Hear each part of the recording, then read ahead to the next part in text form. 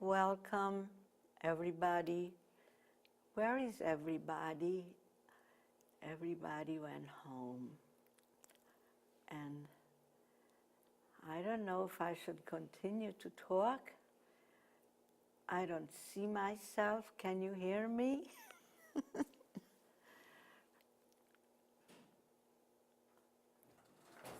we turned this off. Hold on. Just wait for me and I'll edit it in. Hold on. Shall I start again? Yeah, okay. Well, I don't know what to do. just start.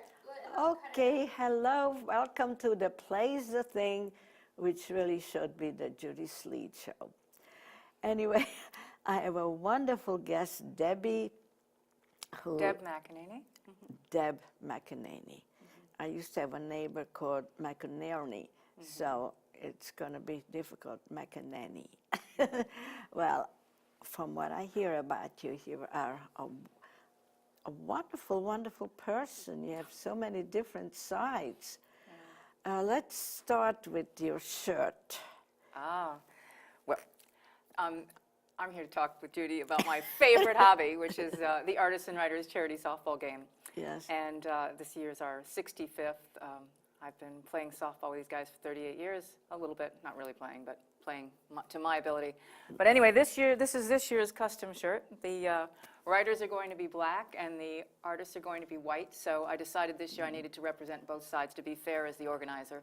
Is there a possibility for me to join the game as a player? I don't think so. It's a serious softball game, but certainly as a fan. As a fan.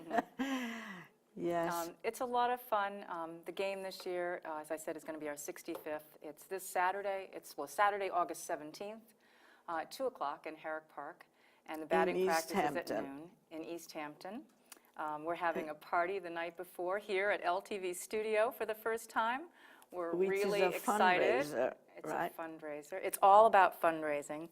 The game supports 4 local charities. Actually, we have a board, and the guys have been playing a long time, but it has turned into a serious fundraiser now. And our mission as a board is to support East End agencies that provide vital human services.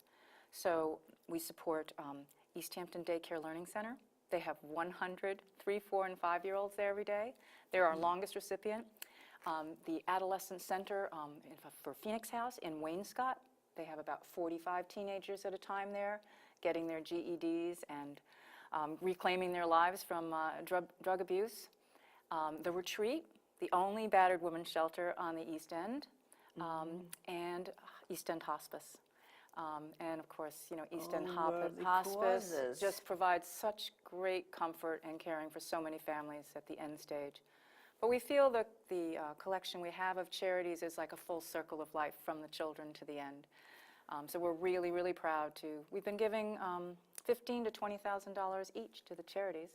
Oh, and that we was know going to be my next question. We will be giving more this year. Our goal is to give $100,000 away. So there is an admission fee? The LTV party is $40 in advance. You go to ltveh.org, or $50 at the door. We have 4 restaurants that are giving food: Zocan, Cowfish, Rumba, Tacos Gordos. We have Brooklyn Beer. We have wines from 5 countries. But most importantly, we have 150 auction items that have been donated by just so many people in the community. Art, restaurants, jewelry, trips, golf, and that's all being auctioned off for our charities. So how long is this party? The party is Friday night from 6 to 8:30. 6 to 8:30. Oh, and we also have hip-hop violinist Svet from America's Got Talent. He's going to come and perform 2 sets for us, too. So it's going to be fun. You are responsible for all this? You're arranging Yes, all a lot of this? moving parts. I have a lot of helpers. The charities are terrific. The 5 people on our board are, tremendous help, and we have lots of friends on the committee. There are a lot of people that, that want to be involved. Yeah. But it's really up to you to get all this together. right? I'd say so, yeah. So how long does it take? Do you start from like the day after? Pretty much the day after. With the, the day after is just sort of getting everybody their auction items and writing the hundreds of thank you notes Oh, you that we do do. that too, the we thank you send a note. thank you note to every single person who donates. Oh, that's always, I always used to, I taught my children to say thank you notes when they receive presents. Well, That's it's a to be very polite, nice, but it's also an IRS law because we're a 501c3. Oh, really? Oh, my gosh. So it is, government But required that we it's send. a nice habit because sometimes you send a present to somebody, you don't even know if they got it. Unless It's they true. say- That's true. But what we So like to do with where the you thank you, from, Deb? I was born in Connecticut. I moved to New York City when I was 17. Yeah, what made you move? I wanted to be a model and came You to New mean York. You and just said, okay, I'm going to be a model, so Well, I'm when just you're- going to move to the city. Well, when you're 13 and you're tallest woman in school, tallest girl in your class, modeling is sort of the obvious choice for a career. How tall are you? I'm only 5'8", which is short in the modeling world these days, but it was tall then. Oh, so you decided, did your parents just wanted let to. you leave like that? They did, and I promised I'd go to college at night, which I did later on. But I went and I worked in Europe. I was with Eileen Ford, and she sent me to Italy and to France, and I lived there for 2 years and worked, and then I came back and went to college at night and got my BA and my MBA, kind of in marketing, which I'm using now. And Very, very ambitious. that was because I never thought I would be able to keep modeling. And of course now, 40 years later, I'm still modeling. So, You're still modeling. but I used my marketing degree for the artist and writers game. Very smart. And you mentioned that you were married. I'm married, yes, for Yeah. 33 years. 33 years. Wow, those are lucky numbers. 3, 3. And I will tell you, the reason I'm involved in softball at all is because of my husband. He's a really good ball player, and he was playing softball with these guys, and I decided when I married him in 1980 that I better learn how to play softball if this was going to be our family sport. Right, he hit a lot of home runs.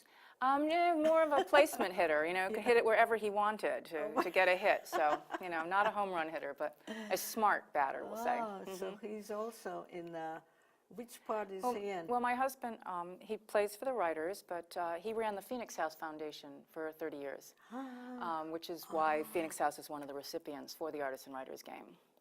And what does he write? He wrote papers for Addiction magazine. His specialty is addiction and adolescent care. Oh, wonderful. Very talented family. Yeah, and then my sons, of course, were grown up on the side of the softball field, and they're both good ball players. My older son played baseball in college and then went on to play professionally for 2 years for the Traverse City Beach Bums in northern Michigan. So it was Football, that's a tough game. softball. He played baseball. He's a pitcher, was a pitcher for baseball. Softball. I thought you said football. No, baseball. Oh, baseball. And the other son also? He plays, he's a very good athlete. He plays with us every Saturday morning in the summer, and he's a senior at Vanderbilt this year. So, but he wants to be in finance. And, so. Very smart family. Well, Yes. it's, we're very lucky. So where do you think you got your talent from? Which side of the family? Talent in what? Well, all this you do finance. I mean, Well, the to ambition, me, that's a very big talent. I think Your mother, your father? Well, I'm very organized. I think my parents were too. And, I like marketing and business and Because fashion. I'm just so bad at that. I mean, like, I'm a very creative person, but I have no idea about financing and all those. I think there's a gene for organization, like there is for skin color and eye color. I'm not sure, because you're kind of either an organized person or you're not. So, but I like to keep things in order. And you're also very good at, like the organizing, like telling people that you do this and you do that. That's sort of what they say, making things happen, isn't it? Yeah, well, we're very lucky with the group of people that are come together around this game. I mean, I like to say it's a community we've built around a game. You have people that would never have become friends if we didn't play softball together. You have writers, you have artists, you have doctors, Yes. models, architects, and Yeah. everybody has kind of caught the spirit that, this is larger than each individual person. It's sort of a level playing field when we get out there. And everyone brings so much talent. I mean, I feel so lucky that I've surrounded myself with all these people that have these special skills. I mean, Juliet Papa from 1010 Wins. She's our commentator. She's the MC for the game. I mean, how lucky are we that she likes to play softball, too? James Lipton from the Actors Studio. He's been was one of our players and now is one of our commentators, too. I don't even know where to start. Ken Oletta, he's a great journalist, manages the writers with Mike Lupica. Mike Lupica is probably one of the most enthusiastic players on the field. He loves softball, but loves charities. As I told you, last year was the first time I went, and I couldn't believe that one of the TV stars from one of the shows was on the field. Oh, you had Mike, let's see, last year, Mark Feuerstein from Royal Pains was playing with us. Yes. He's great. I mean, Alec Baldwin has been a longtime player. Yes. We have Josh Charles from The Good Wife, is a fantastic softball player. Yeah, and how do you get these celebrities? Well, there are so many people involved. They come in different ways. I mean, Josh Charles, my friend Susan Lacey, who does American Masters, is very dear friends with Fred Murphy, who's the cinematographer for The Good Wife.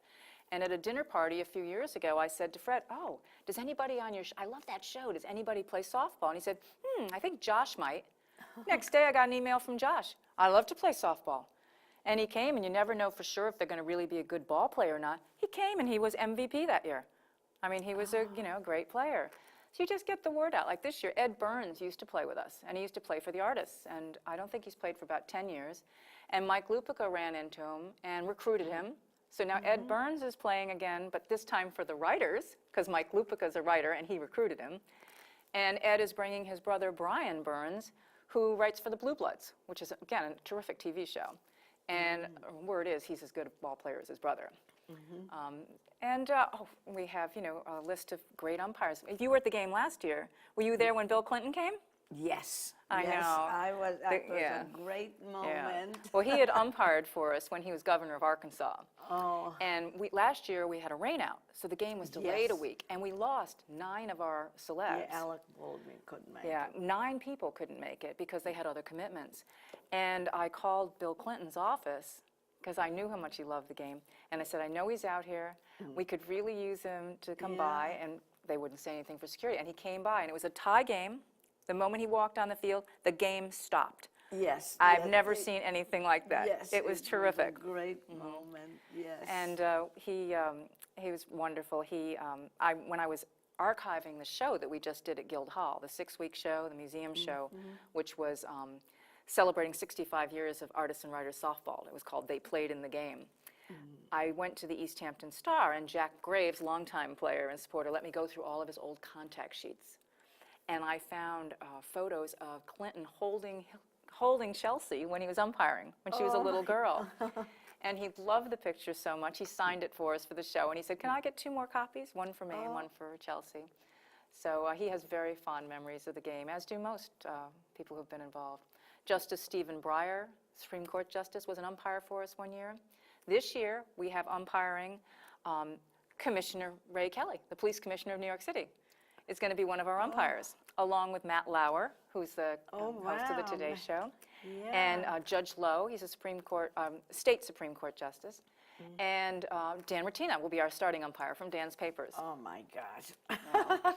And Al Franken is coming this year. Al Franken's going to be a rookie for us, which is great, Senator Franken. And coincidentally, his son played baseball with my son when they were 10 and 11 years old in New York City. They were on West Side Little League together. So when is Dan Retina going to do? Dan Retina, he'll be the starting umpire for the game. Starting umpire. Yes. And Dan's Papers, adore him. Dan's Papers has been such an incredible supporter for us. I mean, they love the game. We had a quilt made from our vintage T-shirts, which is on display now in LTV for the party, and we're going to auction it off for our charities. Dan put this on the cover of the paper in June, which was just lovely. Yes. And we will have the cover of Dan's Papers the week of the game. And this That's the invitation. This is the invitation for the party at LTV, and this is this year's logo, which you can see is on the shirts. and the hats. Can we have a close-up on this? Is this? And then we have our brochure Yes, here too. Thank you. And where can you find this if anybody wants to? ltveh.org. Oh, right here. Get the tickets, ltveh.org. Yeah. Great, great. And this is the first copy of the official program this year. And I just want to show you, this is a poster that Walter Bernard did, and we'll have these posters signed for sale for our charities too. But this is Wilhelm de Kooning at bat in one of the original games with Franz Klein and Harold Kanowitz. And that's in first 1948, first game. This is a watercolor of Eric Ernst at bat in the 2012 game. Walter Bernard turned the photograph into a watercolor. So that's our official poster and the cover of our brochure. And I'm also amazed how you remember everything, the names and the year and the numbers. How do you do that? I would have to write everything down. Kind of live and breathe it. An interesting little fact, you'll like this, Judy. You know, the game was going on, and it was just fun, and it was more like picnic-like and drinking and family pickup game. And the first time it was a fundraiser was for Gwathmey, an artist who had been arrested for sewing the peace symbol on the American flag. And it was a case that went to the Supreme Court. He actually got off, but that was the first time they ever did it as a fundraiser. And what they did was they passed a hat for the Legal Defense Fund for Gwathmey. And then I think there was one year it was a little fundraiser for McGovern. They might have made $500. And, you know, so it's kind of limped along. Some years it made a little money, sometimes it didn't. You know, Leif Hope, who is the longtime organizer, would have friends that would help him. Elaine Benson used to manage the artist for a while. And then, as I say, it became a serious fundraiser and more organized in the last 10 years. Right. I was watching from the LTV archives. They had an old ball game like from '84. And I heard them on, and so whoever it was from the New York Times, from the New York Daily News, you know, they were up at bat. Yeah. So people come from all over to do it's this great, game. yeah. We had Ken Aletto was in the Times yesterday, the New York Times yesterday, with a story about the game, which is terrific. There's an AP story. Associated Press just ran a story. It's been on the cover of newspapers all over the country yesterday. So this game is really would you say it's world famous? It is. It is. Because it's, again. But of course, when this interview will go on the internet, so everybody will come. So people may come from even Europe. We have new Europe people to come to this game. Well, we have new people coming all the time, but it's really the spirit that we're most proud of. That, you know, everybody. Do people actually ask you to be on the team, or you have to ask them? No, well, it goes both ways.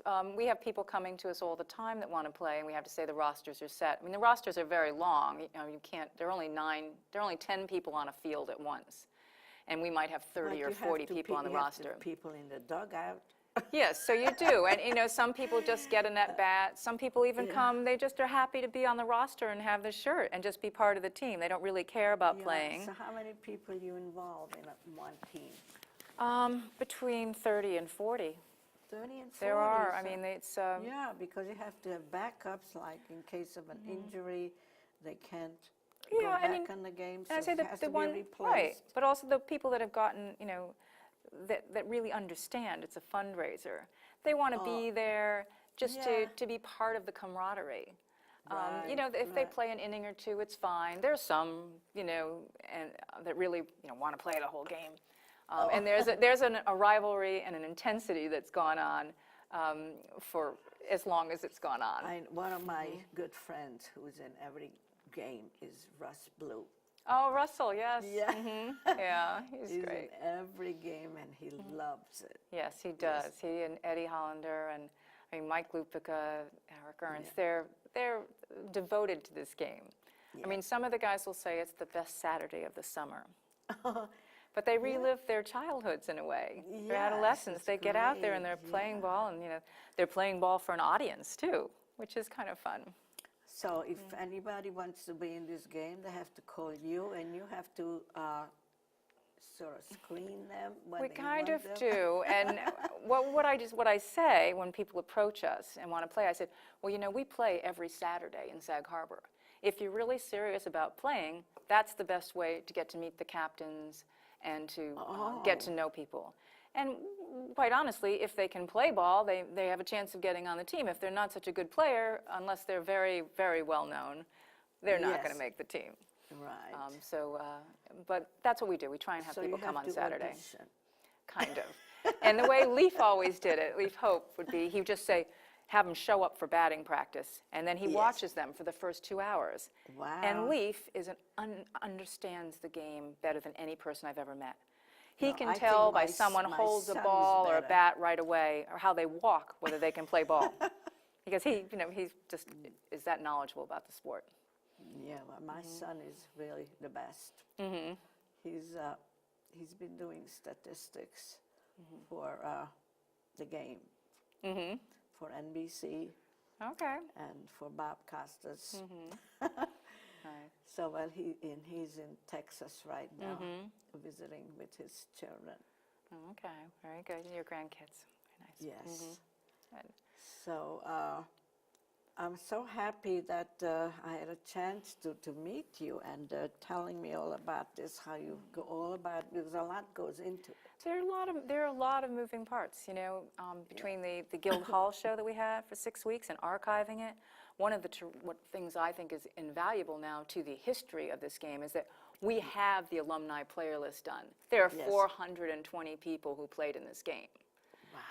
We had Jack Graves from the Star helped me write a timeline along with Dan Ratina. So we have a timeline of all those 65 years in print. We had, I had Richard Reeves write a reflection for me, John Leo, Eric Ernst, Mort Zuckerman. They all wrote for us. So we have the game documented from many, many angles. Jay McEneany did a fabulous piece for us for Beach Avenue on the Beach magazine. And then they excerpted all of the newspaper articles from the Times and different things over the years. We had 14 pages in Beach magazine last month. Beach Beach magazine. Avenue on the Beach, it's one of those, you know, glossy magazines. Glossy magazines. But there's been a It's too lot bad I written. don't have one. A here. lot written about the game this year, and Yeah.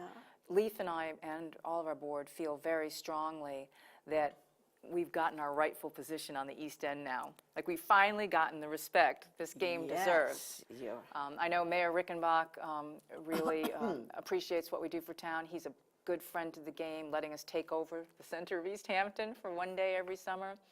But he truly knows the good that we do for the community. Yes. What is your husband's name? Kevin McEneany. Kevin. Kevin. Deb and Kevin. Yes. And the two boys? Peter and Ian. Peter and Ian. and Ian.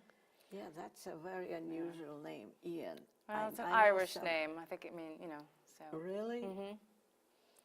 I know. I think Dr. Silver's son's name is Ian. It's very, for me, it's difficult to remember.